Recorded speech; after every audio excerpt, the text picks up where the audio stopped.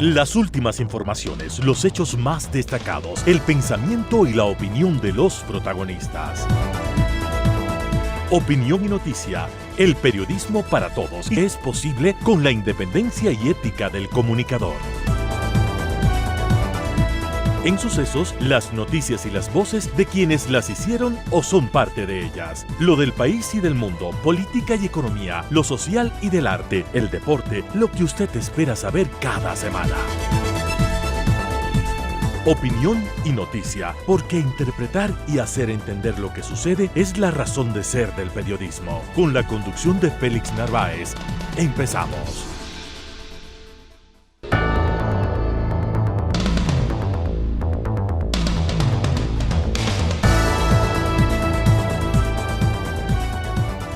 Al inicio del presente programa, un cordial saludo a todos nuestros amables oyentes, televidentes, público en general. Muchísimas gracias por su sintonía, que es la motivación para cada semana llegar con esta propuesta periodística de información, de opinión con los mejores invitados.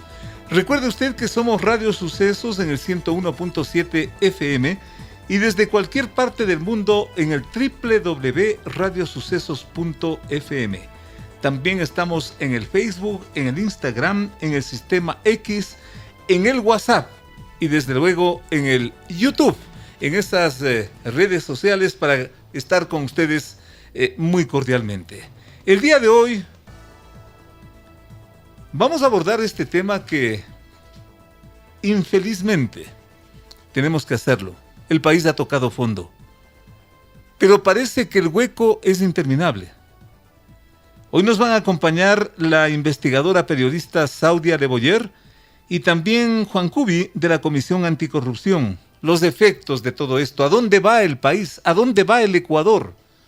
Hablaremos con la doctora Cecilia Mena sobre el Día Internacional de la Mujer.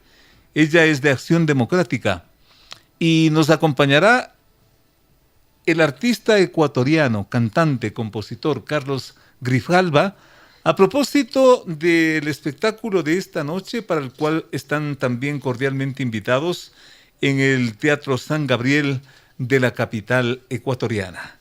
Muchísimas gracias por estar con nosotros, insistimos, y aquí empezamos para ustedes. Las noticias han impactado en el país, en el mundo y en la ciudad. Sus protagonistas están en Sucesos para responder preguntas del periodismo profesional, que el público saque sus propias conclusiones.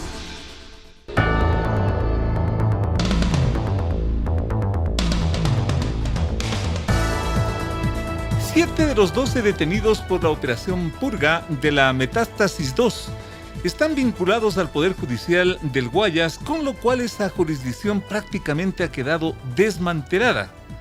A 9 de los 12 detenidos, el juez nacional penal Javier de la Cadena les confirmó su apresamiento. 2 no podrán salir del país y 1 queda con arresto domiciliario. El juez confirmó así la acción emprendida por la ministra fiscal Diana Salazar contra toda una red conectada al narcotráfico para no solo incidir en la justicia. Escuchemos a la fiscal. El caso denominado Purga investiga un presunto delito de delincuencia organizada en el que continuamos trabajando en esta limpieza de las instituciones del Estado, que tiene como fin buscar mejores días como nación. Contamos con elementos que evidencian la necesidad de sanear el sistema judicial para librarnos de la corrupción y de la profunda descomposición estructural de la que hemos sido testigos estos últimos meses.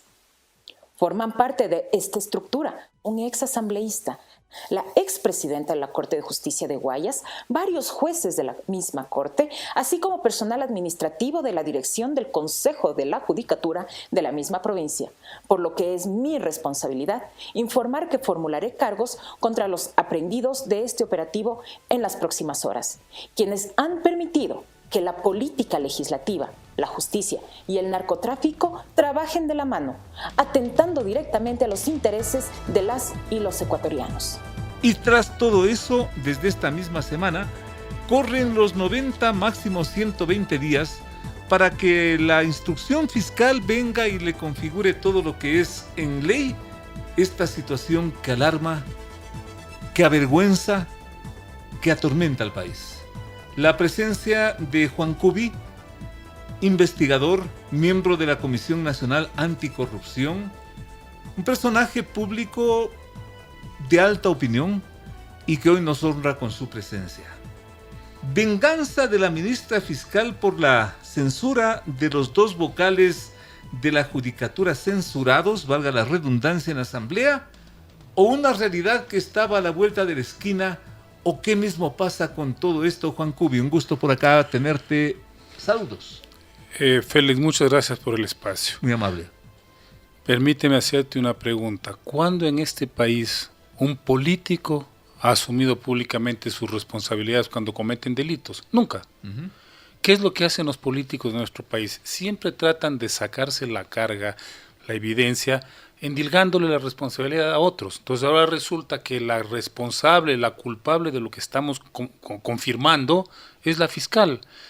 Sabemos, Félix, en este país desde hace mucho tiempo cómo se ha dado este contubernio entre política, corrupción y crimen organizado. Sin embargo, el mensaje del señor Correa es potente en ciertos sectores. Es la venganza de la fiscal contra nosotros, pobrecitos, que estamos acá recluidos. Pero ¿cuándo va el correísmo, los jerarcas del correísmo, la mayoría de los cuales están prófugos, cuándo van a admitir su responsabilidad en el saqueo que perpetraron en este país? No Nunca. lo van a hacer nunca, pero el país sigue desconcertado frente a eso y vive lo que vive. El país creo que está en una situación dramática, Félix, porque Así no es. es solamente el problema del impacto del caso Metástasis y del caso Purga, no es solamente lo que a lo que estamos asistiendo, sino que la gente pierde todo referente, toda esperanza.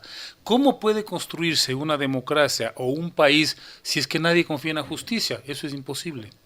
Con una justicia en esos términos, en esas circunstancias que han quedado desnudadas, ¿hacia dónde caminamos, Juan Cubi? Bueno, al paso que vamos, al precipicio, Félix, hay que ser muy honestos. ¿Precipicio qué significa qué? Que significa que vamos a tener que convivir en un ambiente de desinstitucionalización total. Ese es el gran riesgo de este país. Mira, el tema no es solamente que el crimen organizado, el narcotráfico ha penetrado las instituciones públicas, la justicia, ¿Sí, no? es que ya ha penetrado la sociedad. Y entonces somos un país que al paso que vamos a terminar naturalizando la corrupción, Muy de acuerdo. la propia sociedad. Muy de acuerdo. En esas condiciones, ¿qué se puede pedir? Si la sociedad, que es la única reserva ética de esta nación, no va a intervenir, no va a reaccionar, ¿a dónde volvemos los ojos? Pero no podemos bajar la Lanfor y poner candado a esto, pues. No, Vivimos aquí. Ahí, esa es otra cosa. ¿Y entonces? Tocará hacer algo. Pero a mí me parece que uno de los problemas centrales, y en esto yo he sido muy categórico, es que el narcotráfico no es un problema, no es un fenómeno ecuatoriano, es un fenómeno geopolítico. Totalmente. Global. Si no existe un concierto mundial para enfrentar esa amenaza, el Ecuador seguirá siendo víctima cada vez más dramática de lo que estamos viviendo. Porque lo que ocurre, por ejemplo, en Colombia, que supuestamente ya le había vencido a la violencia, nos vuelve a preocupar. Por lo que ocurre en el Brasil, nos vuelve a preocupar. Y ahora le toca al Ecuador. Y entonces, Juan Cubi, Y lo de México, ¿ya? o sea, en México 20 años de guerra contra el narcotráfico, lo único que ha concluido es que cada vez el narcotráfico ha avanzado, se ha expandido territorialmente e incrementado sus acciones, su proceso de acumulación de riqueza. En Colombia ocurre lo mismo. ¿Qué es lo que acaba de decir el presidente Petro? Que hay una conspiración desde sectores del narcotráfico para provocar un golpe de Estado. No es solamente la oposición política, es ya sectores interesados en evitar que el Estado termine imponiéndose sobre todo el territorio. Esa es una realidad. ¿Qué ha dicho Petro? No puede Colombia por sí misma enfrentar este problema, porque es un problema global. Y si no hay un concierto regional y al mismo tiempo mundial, no vamos a parar. Félix, ¿dónde está la responsabilidad de las grandes potencias que son las que generan la demanda de la droga? Y de los grandes organismos como la propia ONU. Bueno, yo ahí Por favor. no le apuesto mucho, pero al menos los estados sí podrían hacer algo. ¿Ya? Por ejemplo, el tema de los Estados Unidos. ¿Qué es lo que sucede en este momento en los Estados Unidos? Están preocupados por el ingreso del fentanilo. A ellos no les importa la violencia que se genera por la producción y el comercio de droga en América Latina. Se preocupan desde la salud pública de lo que está sucediendo en los Estados Unidos. Esa es una forma muy mezquina de manejar el problema. Mezquino. Mezquina. ¿Qué deberían hacer? Bueno, plantearse en primer lugar una política efectiva, como por ejemplo la legalización y la despenalización de ciertas drogas, con lo cual bajarían enormemente el negocio. Porque este tema, Félix, es que hay demasiado dinero circulando. Cuando hablamos de las cifras que maneja el narcotráfico en el Ecuador, son siderales, son asombrosas, son descomunales. ¿Cómo no? Las cantidades de droga. Uno no alcanza, no solo de droga, de dinero que implica. Dinero. Uno no alcanza a dimensionar. ¿Ese dinero para qué sirve, Félix? Para comprar políticos, para comprar jueces, fiscales, policías, militares, dirigentes deportivos, etcétera. Entonces, esa corrupción que empieza ya a regarse por toda la sociedad se vuelve inmanejable. Pero si es que eso se legaliza, ¿no será peor el remedio que la enfermedad? No, porque en los países donde se ha legalizado, eso tiene que tener un proceso muy Sin serio, duda, muy responsable. sin duda. Ha dado resultados mucho más favorables. ¿Por ejemplo? En Holanda, los niveles no solamente de consumo, de violencia, los niveles, digamos, de informalidad se han reducido drásticamente. Pero Solo señalo uno. Holanda y esos países europeos donde el nivel educativo, Sí. educativo es totalmente distinto. Ese es otro tema, porque también eso tenemos nosotros que resolverlo, pero al menos puedes parar ese mega negocio, esa mega utilidad que genera el narcotráfico y que es la que está detrás de la estrategia de corrupción de todas las instituciones públicas. Juan Cubi, ahora, solo para por concluir, favor. Félix, tu idea, la educación, la ex ministra María Brown en una entrevista reciente dice que 7 de cada 10 estudiantes no aprenden nada en este país. Figúrate. Bueno, Figúrate, Juan Cubi. esos estudiantes son los que en 20 años van a estar gobernándonos. Por lo tanto, lo que tú señalas es absolutamente real. Si no se afronta también esos problemas estructurales, no salimos del pantano del narcotráfico. Y de paso, sobre este gran ejemplo que tú acabas de citar de la educación, 7 de cada 10 estudiantes, y esas instituciones y esos colegios, en la práctica son verdaderos negocios simplemente.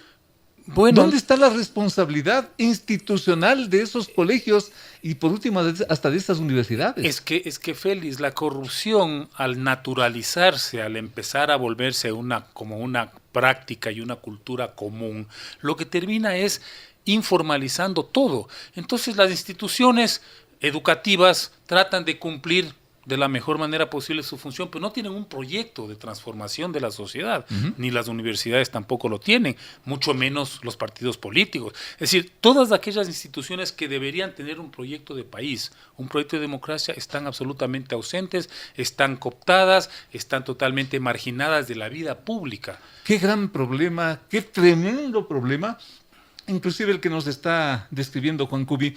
Pero algo hay que reconocerle al presidente Noboa del Ecuador. A ver, hasta ahora ha tenido un éxito sacando a los militares a las calles. ¿Éxito en qué sentido? Porque genera una imagen de mayor seguridad. Y que va por 30 días más. Los indicadores han descendido. Ya. El tema es el 9 de abril, ¿qué vamos a hacer? Cuando tenga la obligación de retirarse las Fuerzas Armadas. ¿Qué vamos a hacer, Juan Cubi? Yo supongo que se inventarán algo. Tú sabes que en nuestro país, para la política, hay una capacidad imaginativa enorme. Algo se inventarán, porque yo no creo que vaya a poder decir el 9 de abril, bueno, hasta aquí llegamos, ahora sí, sigan matándose. Algo se inventarán, quizás el resultado de la consulta popular es lo que nos va a sacar adelante, Juan Cubi. No, le va a sacar adelante al gobierno. El gobierno está muy claro en su itinerario, Félix. Quiere ir a la reelección, lo ha dicho el presidente. Para hacer eso necesita mantener los índices de aceptación y popularidad que tiene hasta ahora. ¿Qué implica eso? Tiene que mantener a las Fuerzas Armadas en las calles al menos hasta fin de año, para poder tener ya un colchón, digamos, positivo para la reelección. Pero el tema es qué hace en estos 8 meses, luego de que termine el estado de emergencia. Y pongamos que haya reelección. Y a partir de ese momento, Juan. Bueno, entenderíamos que el próximo presidente de la República, que se supone estará 4 años, aunque en este país nunca se sabe, tendrá que definir una estrategia, una mirada de mediano plazo para combatir la inseguridad. En eso el presidente Noboa lleva una ventaja. ¿Podría ser el inminente reelecto de este país? Está en las mejores condiciones. Oye. Pero Félix, tú sabes que en este país una candidatura se puede caer. Esto puede cambiar en 48 horas. Iba a decir 2 días, gracias, 48 horas. Así es. No, pero bueno, él yo creo que tiene más o menos definida su agenda. Otra cosa es que le funcione. ¿O será que vuelve el correísmo, Juan Cubi? Yo dudo mucho. Tengo yo un análisis, Félix. Yo creo que el retorno de Correa es un mito con el cual sostienen esta lógica de controlar la asamblea y ciertos poderes locales.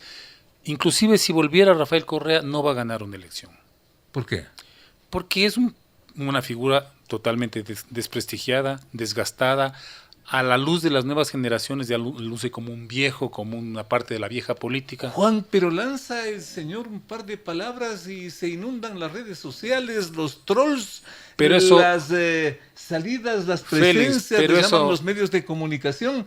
El hombre es la vedette. Eso no define una elección. ¿Ya? Eso lo que define es... Pero hace opinión. Sí, define una opinión. Como, a ver, ¿qué ha hecho el abogado Jaime Nebot hace pocos instantes? Sale a dar una rueda de prensa explicando lo del tema del señor Muentes. También genera cualquier cantidad de reacciones y arma un bullicio y un relajo en las redes sociales, en los medios de comunicación. Pero eso no significa que el señor Jaime Nebot tiene opción de ser presidente de la República. ¿Ya? Pero eso estaría por verse. El hombre se ha autolimitado prácticamente, ha dicho no quiero ser candidato, pero no ha dejado que la gente define esa situación. Y yo escucho, es la hora de Nebot. Sí, mucha gente lo dice así, y con Correa sucede lo mismo. ¿Cuánta gente no estará ya cansada de que él imponga las agendas de manera absolutamente caprichosa y personalista frente a una serie de demandas del país? Yo supongo que en el mismo correísmo habrá gente que ya dice, bueno, ya esto es suficiente, ya hay que ver cómo nos renovamos, cómo definimos no solamente otros liderazgos, sino otras estrategias políticas. Yo me pregunto, ¿habrá gente en el correísmo, por más sumisos que sean, que está de acuerdo en esta alianza con el socialcristianismo y con el ADN, con el partido de gobierno? Yo no creo. No creo que haya esa gente, pero sí hay gente que defiende esos espacios a muerte, Juan Cubi. Pero es porque de eso viven. Claro, ¿Por qué? Y es un asunto de supervivencia. Porque además es una estrategia de colgarse de la teta pública, de la teta del Estado. ¿Y cómo rompes eso? Bueno, tarde o temprano tendrán que salir, pues, porque además como son procesos electorales, sí, tarde o temprano saldrán, porque ya no hay reelección indefinida, Tarde etcétera. o temprano tendrán que salir, pero lo que se ve es que cada vez son más, y los que están son inamovibles. No veo que sean más, Félix. Si tú ves el correísmo desde la elección del 2014, ha sufrido un proceso de descenso en términos de opciones electorales. ¿Cómo no? Es un problema muy serio. Sí, cada vez tiene menos autoridades, ha mantenido, entre las últimas 2 elecciones ha mantenido el mismo número de asambleístas, pero del resto no, ya van tres derrotas presidenciales consecutivas. La primera, la de Lenín Moreno. El 2017 él perdió las elecciones. El apagón electrónico es la que permitió. Sí, señor. Segunda, sí, Andrés Arauz. Así Tercera, Luisa González. Es decir, no tienen la opción de llegar a la presidencia. Y eso es gravísimo, porque mucha gente se está preguntando, ¿qué hacemos aquí? Si no vamos a volver a la teta del Estado central, ¿qué hacemos? Me adivinaste una pregunta que tenía para plantearte, pero me es inevitable y qué bueno preguntarle a Juan Cubi. Estos sectores no tienen votos, aparentemente, no tienen respaldos, están cada vez con menos ayuda electoral, pero tienen el apagón y le tienen a la señora Tamaín. A ver, eso tiene un límite, Félix, porque si eso operara le habrían dado el triunfo a Luisa González y no fue posible. Acuérdate que una de las encuestadoras oficiales del correísmo proclamó triunfo de Arauz y triunfo de Luisa González. No fue suficiente. Con Lenín Moreno todavía era posible. Y te lo voy a decir por qué. Porque yo creo que el país ya no podría soportar una metida de mano tan descarada en un proceso electoral. No le dieron el triunfo en ese nivel, pero por ejemplo apareció de pronto el alcalde de Quito ganando cuando se sabe que otro era el ganador. Bueno, eso es otra cosa, porque todavía podrían tener incidencia en ciertos procesos electorales. Yo he escuchado, esto es escuchado de gente de Manaví. Hemos escuchado. A ver. Gente de Manaví que dicen que hay un control absoluto del Consejo Electoral Provincial en esa provincia, que es lo que facilita que sea arrollador. Pero estamos hablando solo de Manaví. Pero yo me pregunto en qué otras provincias se puede repetir esto. Azuay, que era una provincia, un bastión del correísmo, fíjate cómo llega el prefecto, gana el voto nulo. En Azuay, la prefectura la ganó el voto nulo. Segundo estuvo el señor Lloret. Es decir, esa es la realidad y cada vez va a ser más complicado para el correísmo sacar resultados favorables en las elecciones. Y yo te adelanto, te anticipo. Y que esto conste que tú eres una persona absolutamente seria y de buena memoria. Así vuelva Correa, no va a ganar una elección. Te invito y con todo respeto a darle una conclusión a todo esto. Reunamos estos elementos tan interesantes que tú mismo nos has planteado. Y la conclusión sería que Noboa es la salida, ¿o quién o cómo? A ver, yo siempre apostaría, Félix, tú conoces mi trayectoria, porque de la propia sociedad surjan alternativas más democráticas con mayor compromiso con los problemas de este país. Lo que estoy diciendo no es fácil, no es sencillo, la izquierda está fragmentada, los movimientos sociales tienen agendas muy parciales, pero bueno, algo habrá que trabajar en función de plantearle una salida, una opción distinta a este país. No podemos estar atrapados entre una derecha que se disfraza de izquierda, una derecha que está totalmente comprometida con actividades ilícitas y una derecha como la del gobierno, de la cual no sabemos absolutamente nada con certeza de lo que quiere hacer. Juan Cubi, muchísimas gracias, tu seriedad, tu frontalidad para analizar un momento tan crítico, ya no de la política, del futuro del país. Hasta la próxima, Juan Cubi. Y gracias, y que no perdamos la esperanza, Félix. No perdamos la esperanza. En un momento con más. Entrevistas importantes que tú quieres escuchar, la mejor información, la más grande opinión, periodismo de verdad, con Félix Narváez.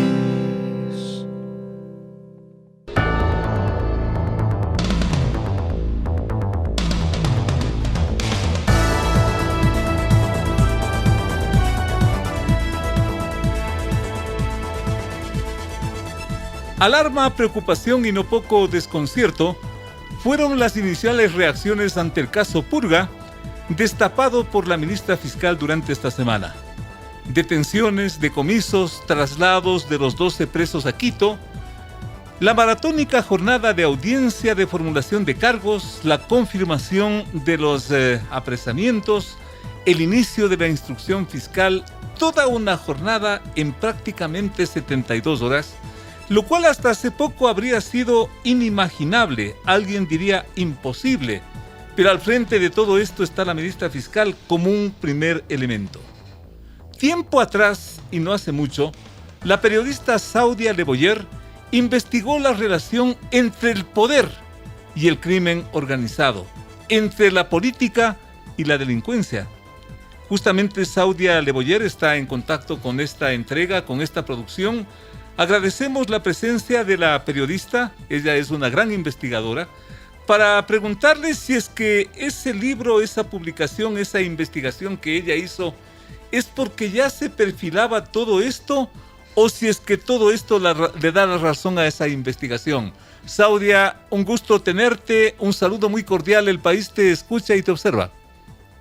Hola Félix, buenas tardes y gracias por la invitación.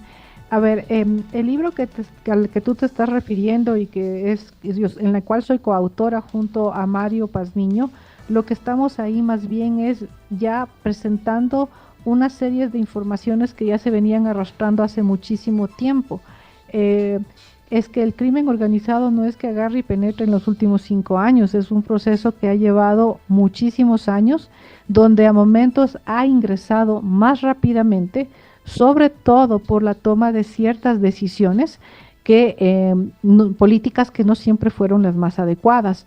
Y esto lo que hemos estado viendo es un proceso constante de como en caída libre, ¿no? En picada. Aceleramos, frenamos, contenemos y otra vez empezamos.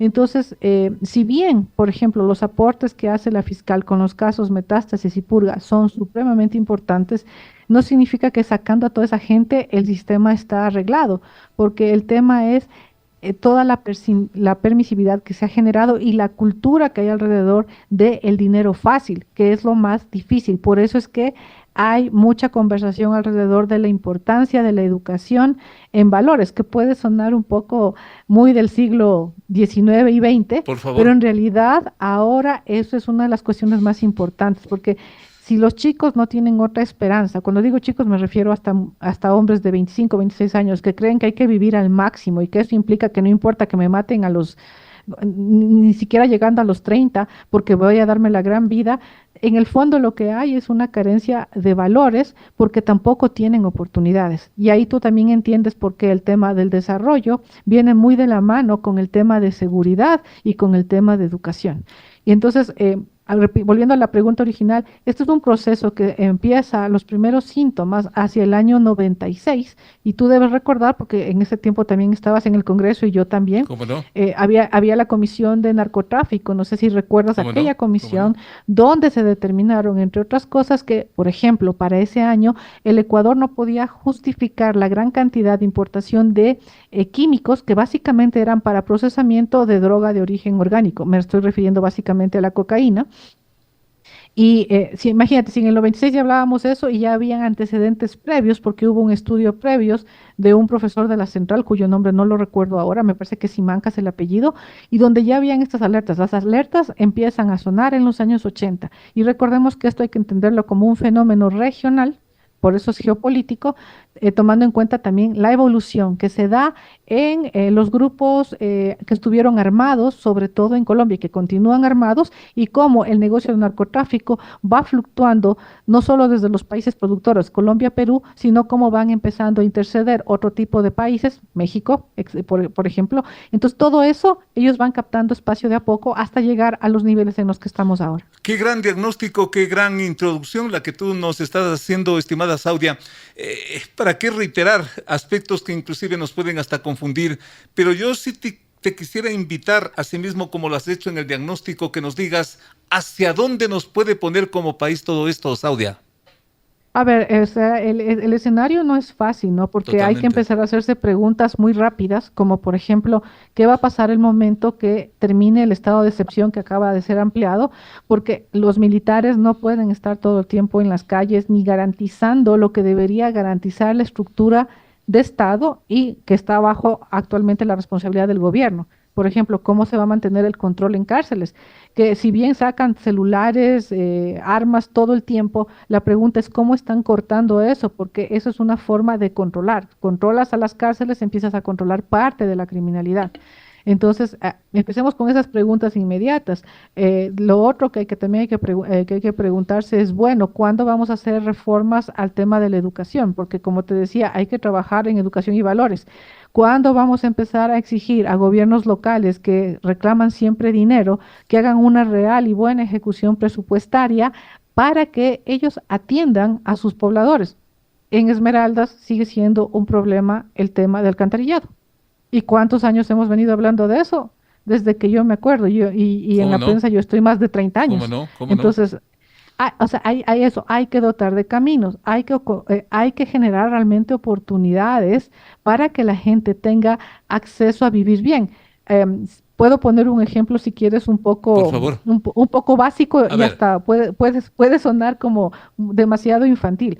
A ver, nosotros hemos sido un país que no siempre tuvimos muchísimo dinero. En los años 70 era un país que tenía un ingreso per cápita bajo, ahora es mucho más alto, pero no había tanto problema con el dinero sucio. Ujú, ujú, Entonces, ujú. ¿qué es lo que te está diciendo eso? Que las prioridades cambiaron. ¿Y por qué cambiaron? Porque llega un momento en que son chicos que no tienen nada que hacer. Y no tienen nada que hacer ahora que se dan cuenta que tienen 20 y pico de años. La pregunta es, ¿qué pasó cuando ellos eran niños?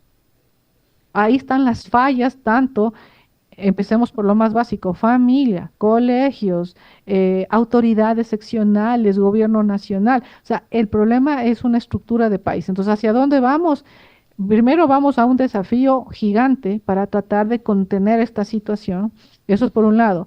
Lo otro es que vamos a estar después viendo cuál va a ser la respuesta de los 21 o 23 grupos que fueron declarados terroristas, porque ahorita lo que hemos visto es una suerte de estamos conteniendo, pero hay que ver las respuestas que esto pudiera provocar. Por eso es que no es un tema que se soluciona en 3 meses, se va a solucionar en varios años, Y por no decir décadas. con tanta cosa pendiente, estimada Saudia, ¿por dónde empezar para que el asunto no vuelva atrás y volver a esta pesadilla, Saudia? ¿Por dónde? Es que hay que empezar en todos los frentes Claro. que sea posible. O sea, aquí hay que trazar políticas claras de qué es lo que queremos, porque todavía ni siquiera hablamos de qué vamos a hacer con la comunicación. O sea, cómo es posible que en el espectro público, es decir, donde están las redes sociales, tú te puedas encontrar con un poquito de paciencia, o si no, cuando deciden ellos enviar comunicados, de grupos que están considerados como delincuenciales, en este caso ahora como terroristas, y que si te vas a la Deep Web, te hacen las invitaciones a que formes parte o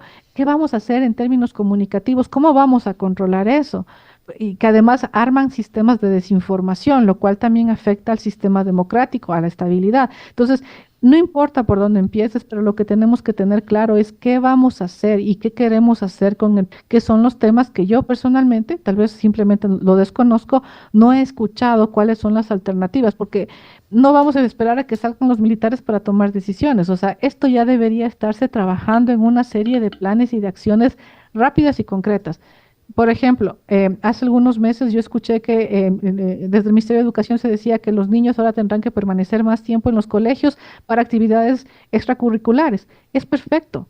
Y tienen que esas actividades extracurriculares incluir deporte, actividad artística. Pero eso también significa que en los colegios hay que trabajar contra el bullying, porque los niños que están siendo reclutados en los colegios para captar nuevos consumidores, lo que hacen es generar presiones para que no participen, porque lo que necesitan son chicos con menor capacidad de decir no o de contener para que ellos también se metan o en el negocio o sean potenciales consumidores de sustancias narcóticas. Solamente me queda agradecerte a nombre de nuestro público. Qué clara tienes la película, Saudia.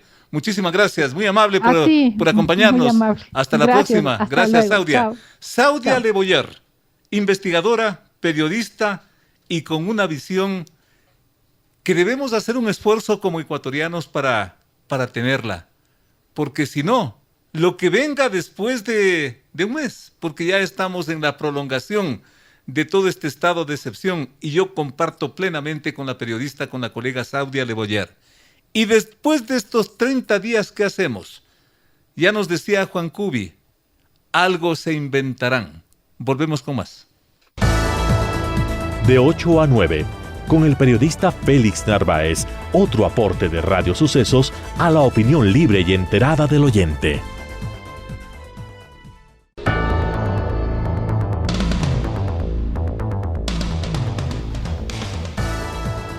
Con entusiasmo y una variedad de actos simbólicos, especialmente en la Asamblea Nacional, se conmemoró el 8 de marzo, Día Internacional de la Mujer. Damas representativas de varias instituciones y hasta actividades fueron galardonadas. Las tareas, las acciones destacadas de esos sectores también fueron parte de los discursos sobre la igualdad, sobre el género y el respeto a los derechos.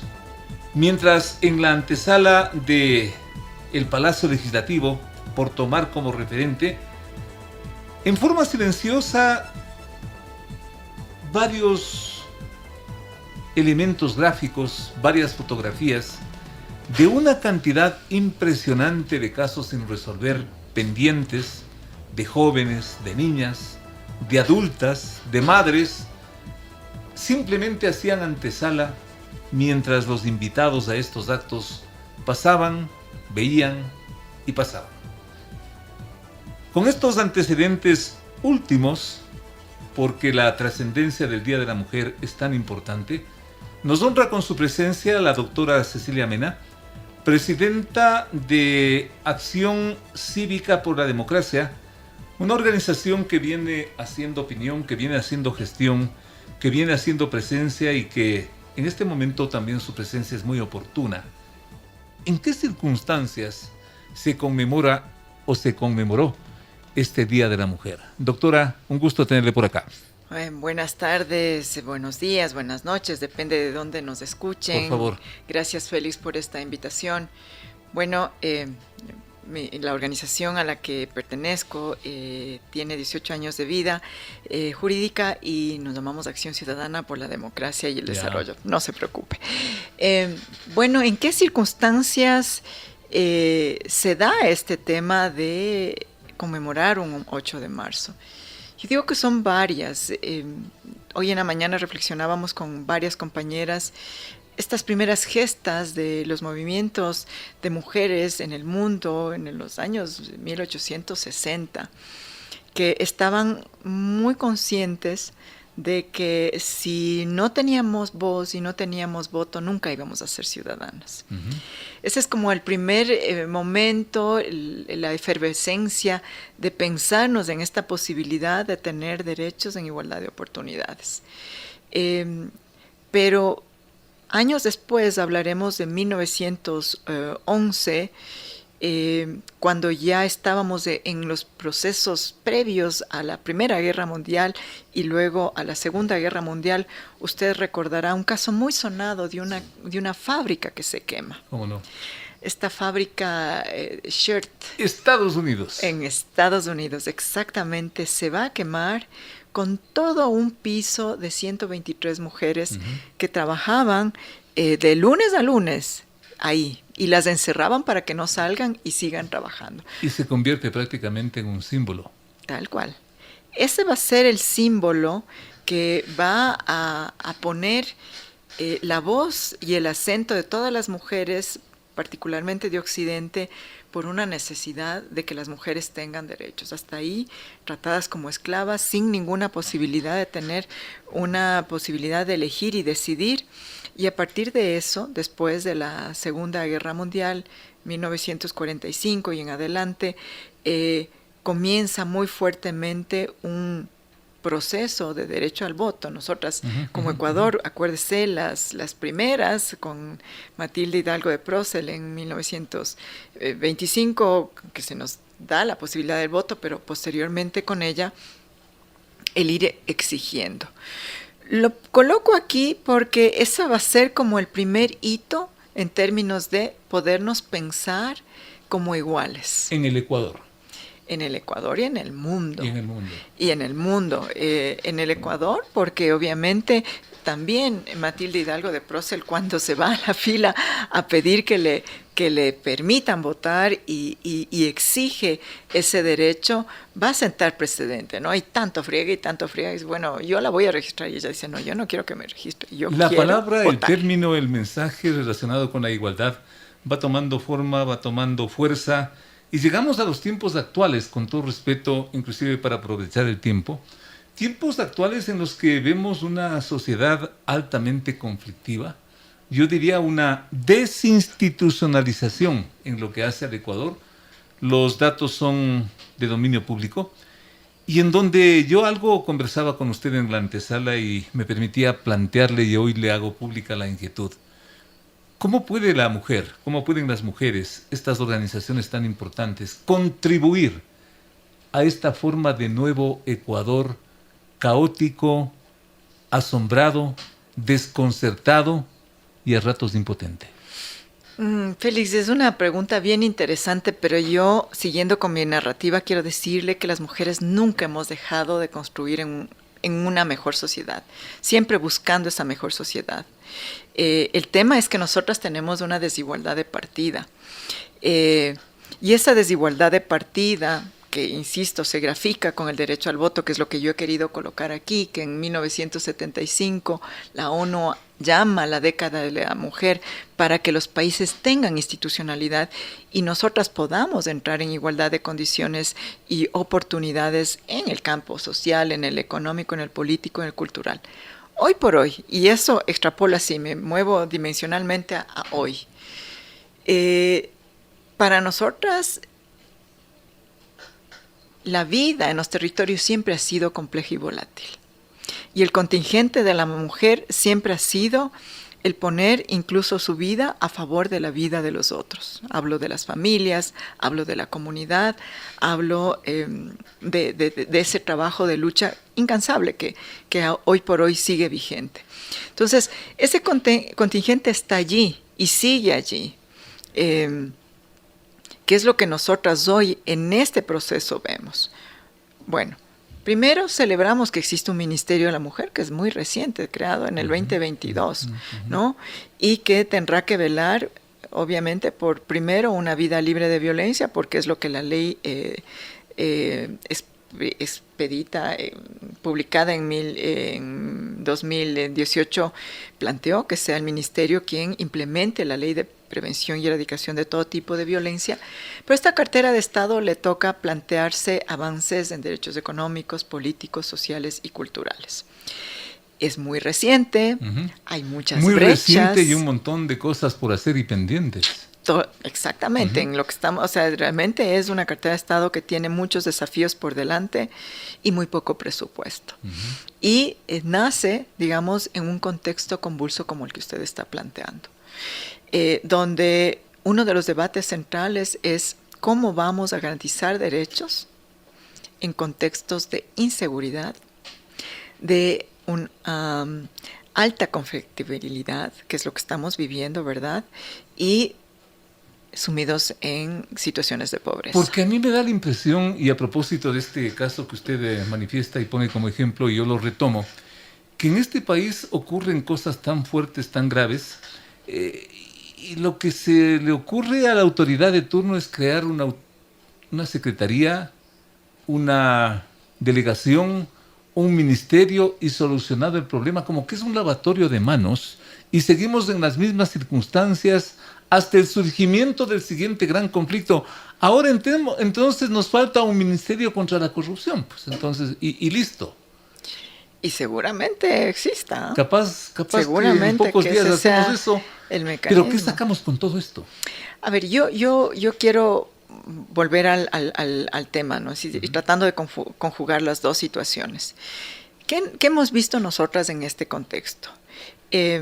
Yo creo que ni el país y menos las organizaciones sociales de mujeres estábamos preparados y preparadas para vivir en un contexto de alta inseguridad, donde todos los días despertamos a la corrupción, a grandes negocios de personas de cuello blanco. ¿No estuvimos preparados como país o no hicimos caso a lo que se advertía?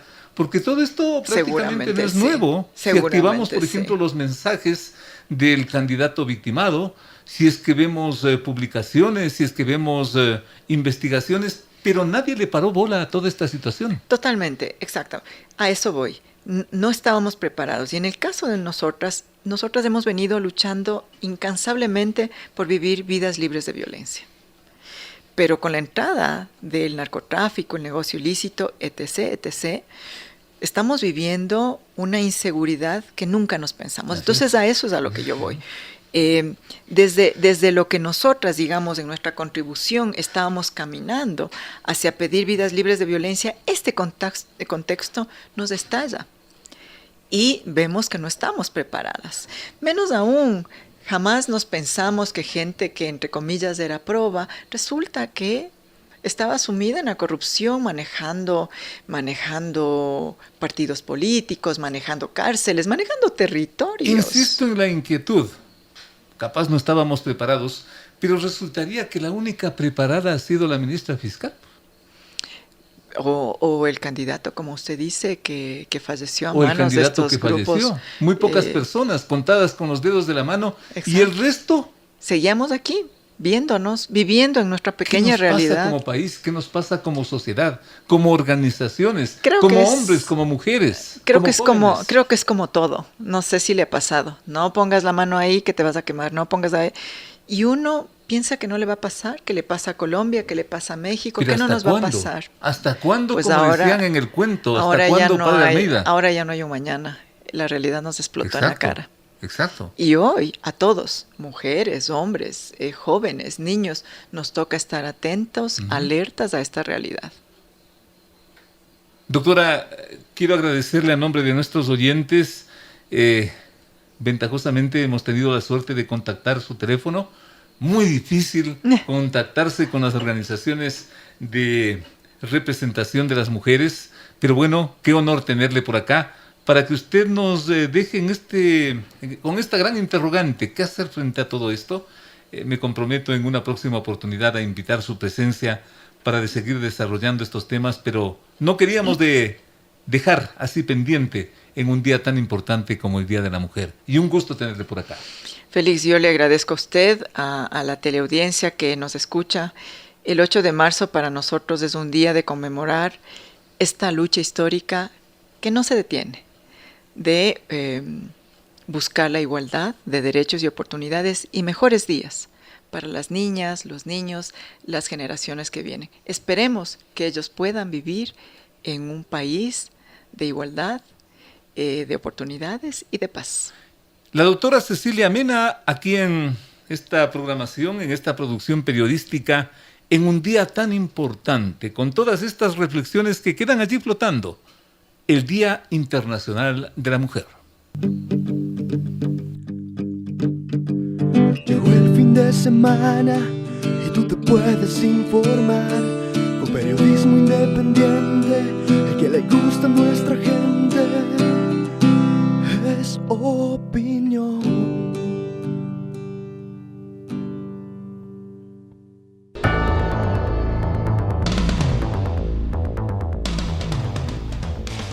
Después de escuchar tantas cosas que se están viviendo en este país, hay que hacer un paréntesis porque caso contrario, todo es pena, todo es impotencia, todo es preocupación. Hacer un espacio y qué mejor con la música. El día de hoy en el San Gabriel, uno de los principales talentos de nuestra música, Carlos Grijalva, va a presentar una producción novedosa.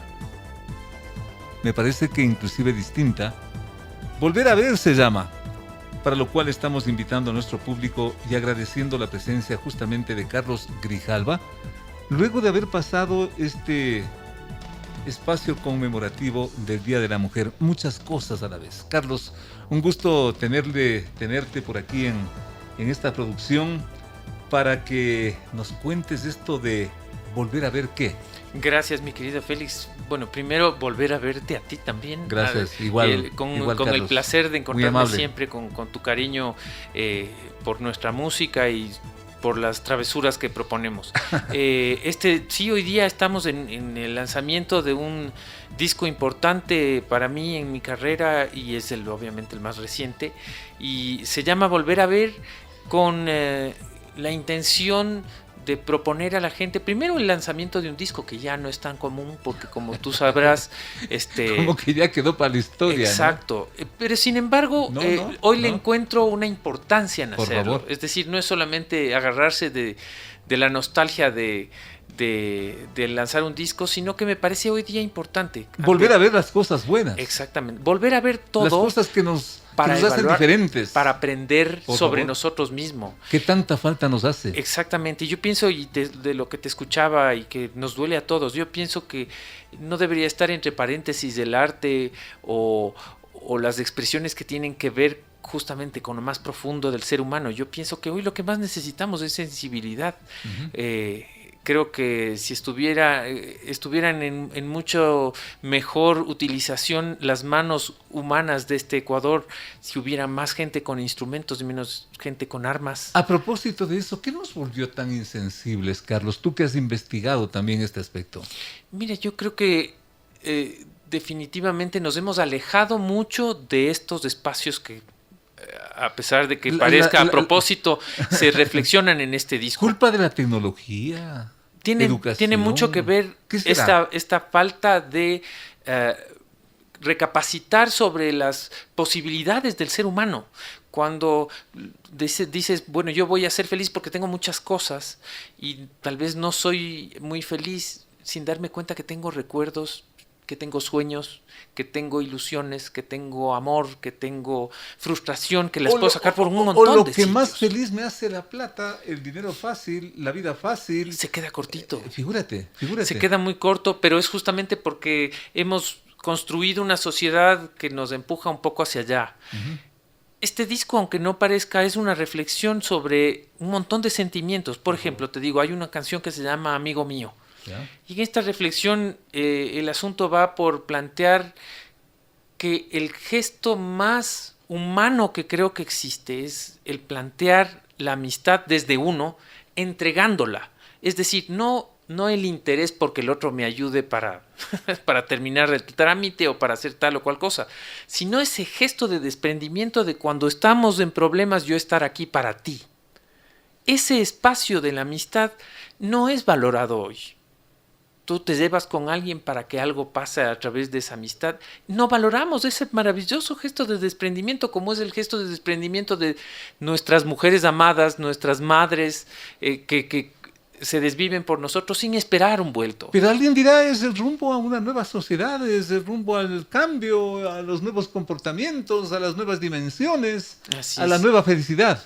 Claro, yo no creo tanto en el destino. Yo creo que construimos cada día lo que soñamos y queremos hacer. Entonces la invitación es más bien a soñarnos, ¿no? En mejor espacio. Hablemos entonces de esta presentación, invitémosle al público.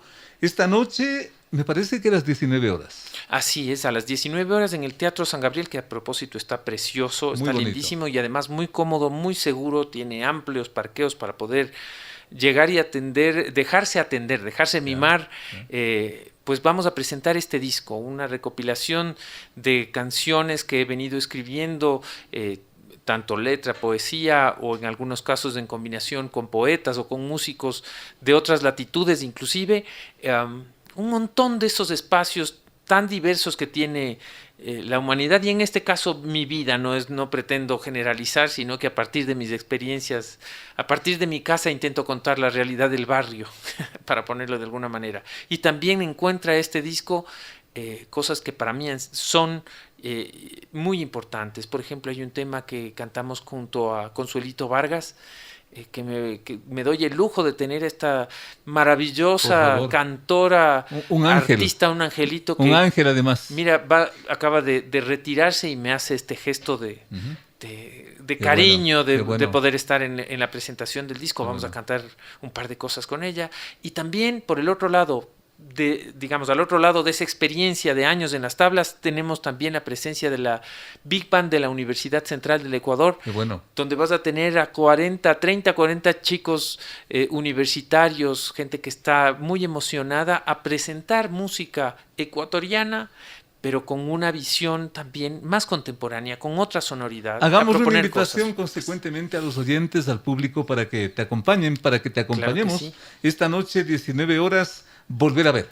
Esta noche vamos a estar cantando con ustedes, así que hay que ir cómodos porque vamos a cantar, bailar, a gozarla. Dentro de esta presentación de este disco, que para mí es muy importante y muy lindo, y que pueden ya escucharlo también, varios de los temas en las plataformas, pero el disco en sí, todos los nuevos temas van a estar ahí presentes el día de hoy a las 7 de la noche. Vamos a hacer música de la que ya saben que les gusta, y de la que se conocen, que ya la van a cantar, y estas nuevas cosas para que se las aprendan. Cordialmente invitados hoy, San Gabriel Teatro, en la famosa Avenida América, 19 horas, la presencia de Carlos Grijalva. Y esta propuesta, volver a ver. ¿De qué se trata? Ustedes ya lo escucharon. Lo maravilloso de la creación, de la música, pues hay que acudir a acompañarle a este ecuatoriano que, figúrense ustedes, ya lleva más de 30 años en esta aventura del rescate de la música ecuatoriana, y sobre lo cual les vamos a dejar para despedirnos justamente con esa letra, con esa música de Carlos Grijalva, dedicado a quién, porque acabamos de pasar hace poquitas horas un acontecimiento muy importante, el Día Internacional de la Mujer. Unas palabras, Carlos. Bueno, a todas las mujeres, yo tengo además en mi casa, en mi hogar más cercano, muchísimas mujeres, obviamente, 2 hermanas, 2 hijas, mi esposa, mi madre. Un abrazo enorme todos los días. Son quienes también ponen un punto especial a esta existencia terrenal, así que muchas gracias. Con esas palabras de Carlos Grijalva y su música, les decimos Dios mediante, hasta la próxima semana. Todo lo que imaginé, todo se fue con el viento, y es que no... Las opiniones vertidas en este espacio por la producción y dirección del programa son de exclusiva responsabilidad de sus autores y de quienes intervienen en ellos. Los personajes, los hechos, las noticias, todo tratado con independencia y objetividad. Otro aporte de Radio Sucesos para que usted se forme la mejor opinión. Volveremos el próximo sábado de 8 a 9 con Félix Narváez.